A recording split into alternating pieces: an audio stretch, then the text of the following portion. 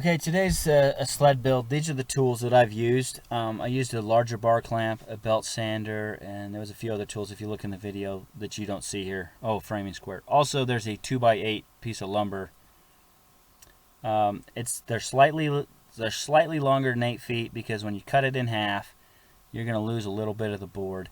Measure your saw blade width and find out how much when you cut that board you're going to lose that much. So cutting it right in half, you're going to lose 1/8 of an inch.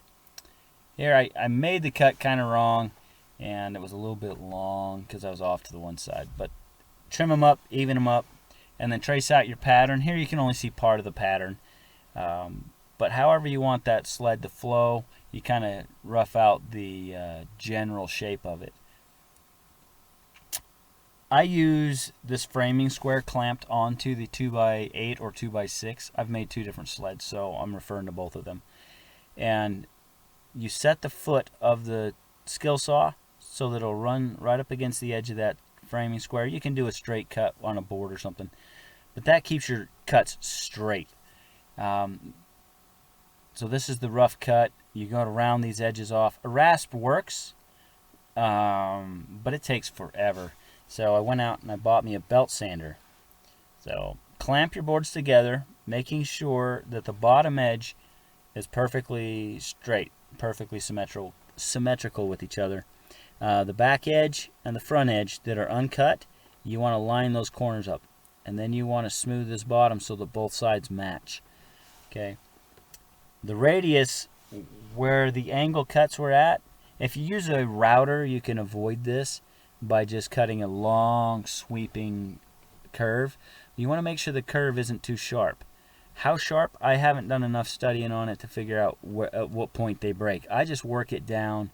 I work those radiuses down until I'm confident the plywood won't break. I like to try to bend it as far as I can. I'm always pushing my luck on that, but I don't know if steaming the board will help either. So just for general sake, make sure you have a long sweeping, nice smooth transition from angle to angle so that you don't break your plywood, okay? And you do want to clamp these together pretty tight. The top edge is not so critical until the finishing stages, depends how pretty you want it to look. But the bottom edge has to match perfectly for this type of a sled, or the sled will be twisted and warped and look kind of goofy. It may not run straight either. So pre-drill your holes so you don't split your runners on the sides, the framework of your sled, and make sure your screws don't go through the entire board and stick out on the other end. It kind of hurts when you catch a screw in the hand. Sink them all the way down flush to the bottom, and don't put them, so where my hand is at right now, the radius, don't put a screw in the middle of the radius right there, okay? You want them on the sides of the radiuses. It helps maintain the integrity of the board. That's what happens when you don't smooth it out enough. Or if you stick a screw in the middle, it can compromise the strength of the wood and it'll split on you. So put the screws as far away from that bend as possible. On this sled, there's two of them. There's two bends. On my last sled, there was only one. So now we're going to measure the inside structure of the sled. That sled would work, but we want to cut the inside bracing for the sled. It's also important, and I don't show it on here, but you want to put two good long deck screws in the side of the sled to hold these in place on the sides. And then you want to go along the bottom and anchor this bracing to the very bottom of the sled for as much strength as you possibly can. If you know more about woodworking, then you can do whatever special joints you want to increase the strength, or dovetails or whatever.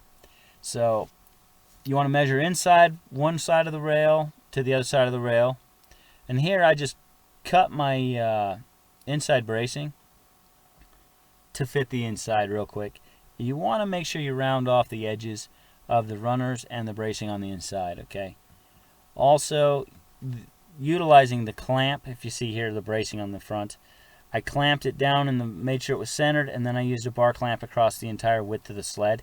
You'll need a bar clamp that'll fit the entire width of the sled so that you can get your screws tight. And pre-drill your holes on these so you don't split them out. You take a hard hit on a split board, it will shatter. So pre-drill all your holes. and when your screw depths, you want to make sure it will not go through these boards so that you're sitting on the screw tip. It'll hurt. So clamp, I'm showing here, clamp it so that all your gaps are closed up. I don't know if wood glue will help because it's going to be getting wet. So here the bottom's all finished as far as the structural build, but we need to do some things to the bottom of the sled. You can seal up with polyurethane or whatever on the inside of the sled so the water will wick away, but it makes it slick. I just leave mine raw wood because they only last about a season with the way I use them. But we rub the wax into every crack, pore. You see the top left there. My sons took this out without asking me, and they ran it into a snowbank pretty hard, and it flaked it off. It doesn't affect the sled the more you use it. You can repair it with Bondo or whatever, but here you want to melt the wax evenly, nice and slow, so that it will soak into the grain of the wood and fill in any cracks and gaps. So you're just trying to fill in the cracks. This makes your sled extremely fast. I even melt it down into the screw heads so that they don't grab. I use deck screws because they have a slick coating on them. Even though my son has this sled above his head, I didn't want him to do this. It just kind of ended up in the video. What he's showing is how light this sled is compared to the other one. Since we trimmed those boards down, it was way lighter. It proved to be plenty strong. And here he drags his hands through the ice. I guess he should have wore gloves. We've gotten real used to the winter. We didn't expect him to go real fast anyway. But he's about 5.5. He's almost 6 feet tall. He weighs about 200 pounds, somewhere in there. And this sled will hold him. This is our sled run. It's quite long. And there's some adaptations some modifications I want to do to this sled. But this thing is an awesome ride. Make sure you don't run your screws through for safety reasons. Please like, subscribe, and comment, and I hope you guys enjoyed this build.